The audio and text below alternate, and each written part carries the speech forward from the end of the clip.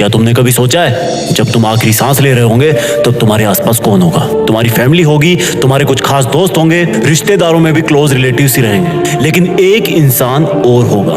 वो बस तुम्हें कुछ समय पहले से ही जान रहा होगा और उसको इस बात का कोई फर्क नहीं पड़ेगा कि चाहे तुम कोई भी हो, किसी भी धर्म के हो, किसी भी जाति के हो, किसी भी गांव के हो, शहर के हो, गोरे हो, काले हो, बच्चे हो, बूढ़े हो, आदमी हो या औरत हो। वो तुम्हारा और तुम्हारे रिलेटिव्स का आपस में मिलने का टाइम बढ़ाने के लिए, तुम्हें नई जिंदगी देने के लिए अपनी टीम के साथ पूरी जी जान लगा रहा होगा। ये वो इंसान होगा जिसने अगर ऑपरेशन थिएटर के बाहर आकर सॉरी बोल दिया तो समझो खेल खत्म। ले सकते हो ये जिम्मेदारी, बन सकते हो इस तरह का एक बहादुर डॉक्टर जो कि अभी अभी ऑपरेशन थिएटर से निकला है, जिसको इंफॉर्मेशन मिली है कि इमरजेंसी है। एक डॉक्टर के लिए इमरजेंसी वर्ड काफी है। उसके लिए इमरजेंसी का मतलब सिर्फ और सिर्फ किसी की लाइफ है। एक इंसान अपने आप को कितने विश्वास से सौंप देता है खुद को डॉक्टर के सामने, सब चीजें कबूल कर लेता है क्योंकि मरीज जानता है कि डॉक्टर को नहीं बताऊंगा तो किसको बताऊंगा। और ये विश्वास आता है तुम्हारे नॉलेज से, तुम्हारे प्रोफेशन से, और ये दोनों आते हैं सिर्फ और सिर्फ डेडिकेशन से।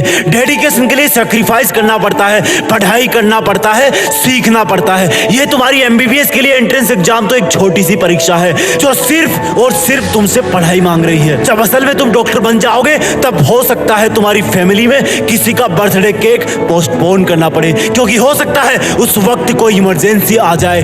उस सैक्रिफाइस के सामने आज के एग्जाम वाले सैक्रिफाइस बहुत छोटे हैं। अभी सिर्फ तुम्हें आलस छोड़ना है, बिना रुके मेहनत करनी है क्योंकि डॉक्टर की चैलेंजिंग लाइफ में अगर एक बार सर्जरी रूम में घुस गए तो उसको पूरा करके ही बाहर निकलना है, अधूरा नहीं छोड़ना है। और अगर तुम नहीं कर सकते ऐसा तो प्लीज किसी और नौकरी की तैयारी कर लो क्योंकि डॉक्टर का व्हाइट कोट बेदाग होता है। उसको पहनने का मतलब है कि सामने चाहे कोई भी हो, अगर उसको मेडिकल प्रॉब्लम है तो वो बिना कंडीशन उसकी हेल्प करेगा। ये जो गले में स्टेथोस्कोप होता है वो जिम्मेदारी की माला है। तुम्हारा काम, तुम्हारा प्रोफेशन डायरेक्टली लोगों की लाइफ से जुड़ा हुआ है। आईसीयू के बाहर जो रिलेटिव्स की भीड़ है वो इसी चीज का वेट कर रही होती है कि कब डॉक्टर बाहर आए और बोले कि चिंता मत कीजिए, मरीज खतरे के बाहर है और उसको होश आ गया है। कहां से आती है ये जिम्मेदारी, कहां से आता है लोगों में एक डॉक्टर के प्रति इतना विश्वास? सोचा है कभी? क्योंकि वो मेहनत करते हैं और वही मेहनत तुम्हें अभी करनी है। सोचो ये तुम्हारी नीट की एग्जाम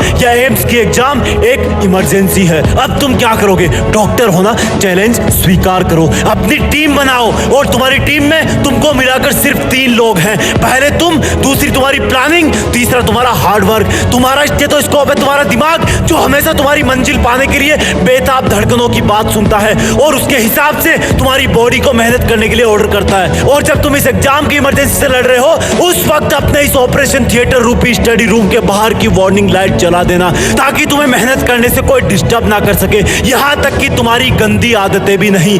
और जी जान से किताब की हर एक लाइन पढ़ना क्योंकि तुम्हें क्या पता कौन सा केमिकल फॉर्मूला किसी की जिंदगी बचा दे। और इस एग्जाम की इमरजेंसी में जो ब्लड चाहिए उसका ब्लड ग्रुप जे होना चाहिए, यानी कि जोश।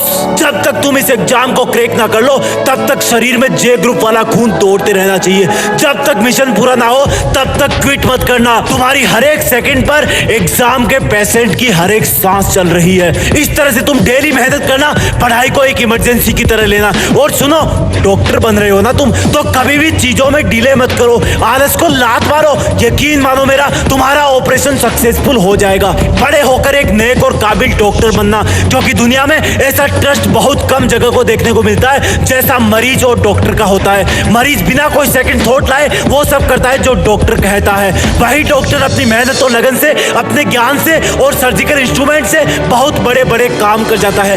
ब्रेन सर्जरी कर देता है, ओपन हार्ट सर्जरी कर देता है, प्लास्टिक सर्जरी कर देता है, हार्ट का ट्रांसप्लांट कर देता है और भी ना जाने कितने ही कॉम्प्लिकेटेड ऑपरेशन कर देता है। कौन है वो इंसान जो ये सब एडवांस बायोटेक्नोलॉजिकल काम करता है? क्या ये सब काम करने वालों को अलग से पैदा होता है? वो हम जैसा ही पैदा होता है लेकिन उसकी मेहनत और लगन उसको वो सब काम करने के काबिल बनाती है जिससे कई जिंदगियां बच जाती है। और उस मेहनत की स्टार्ट होती है उस स्टूडेंट से जो एमबीबीएस करने के लिए एंट्रेंस एग्जाम की तैयारी कर रहा है और ये जीत फिक्स का वीडियो देख रहा है।